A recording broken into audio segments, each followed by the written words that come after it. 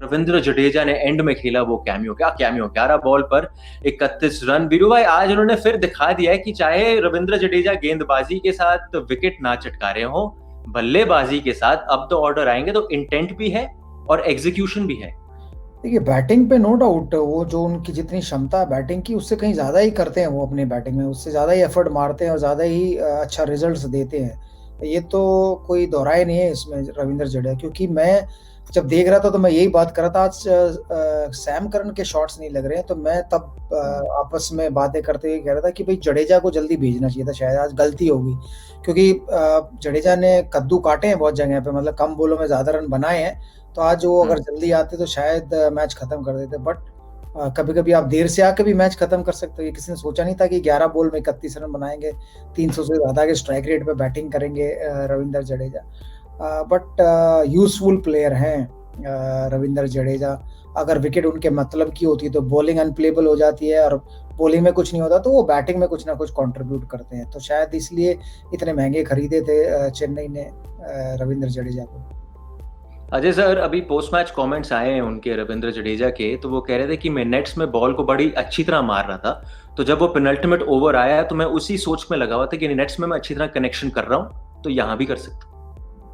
अच्छी बात बोली, अगर क्योंकि माइंड की बात है, माइंड का खेल है, स्किल्स वही है, आपको फील होना चाहिए ना, अगर आप फील कर रहे हो कि आप हिट कर सकते हो तो इनवेरिएबली सक्सेस होता है। आई थिंक वीरू ने बीच के शो में भी यही बात कर रहे थे ना, कि सोच में अगर अटैक है और पॉजिटिविटी है तो आपके चांसेस है ज्यादा सक्सेसफुल होने के, ज्यादा बार स्ट्राइक लगने के। अगर आप सोच ही नेगेटिव में हो कि मैं यहाँ आउट ना हो जाऊं, वहां आउट ना हो जाऊं, तो उतने चांस कम हो जाते हैं। तो अगर स्ट्राइक, इसीलिए प्रैक्टिस करके, अगर प्रैक्टिस बेसिकली दो ही चीजों के लिए होती है ना, एक होती है आपकी अपनी स्किल एनहांस करने के लिए, दूसरा आप अपने माइंड को अपना के कन्विंस करने के लिए कि हाँ जब ये गेंद आती है तो मैं ये कर पाता हूँ।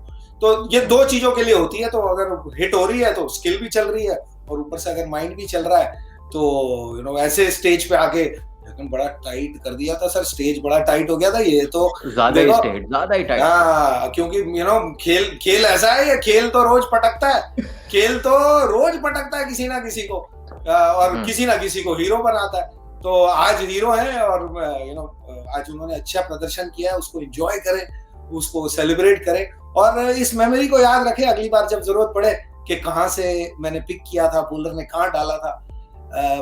तो मैं तो खुश होऊंगा, रविंद्र छक्के मारेगा तो मैं तो खुश हूँ जी सर। वैसे क्योंकि आपने बोला ना कि वो याद करें कहाँ पिक किया, कहाँ मारा, उन्होंने ये भी बोला कि मैं ये वेट कर रहा था कि अगर मेरे आर्क में वीरू भाई बॉल गिरी तो मैंने तो भैया पूरा बैट स्विंग करना है और बॉल को बचाना है बाहर।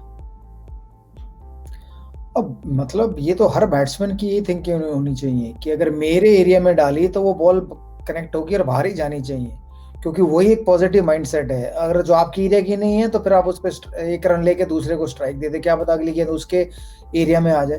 तो ये तो मतलब बेसिक्स हैं क्रिकेट के जो बैटिंग करने जाते हैं। तभी तो कहते हैं कि शॉट सिलेक्शन अच्छी होनी चाहिए। वो क्यों कहते हैं कि अगर आपको लगता है कि आप इस बॉल को चौका छक्का मार सकते हो तो वो बॉल पिक करो जिसपे आप मार सकते हो चौका छक्का।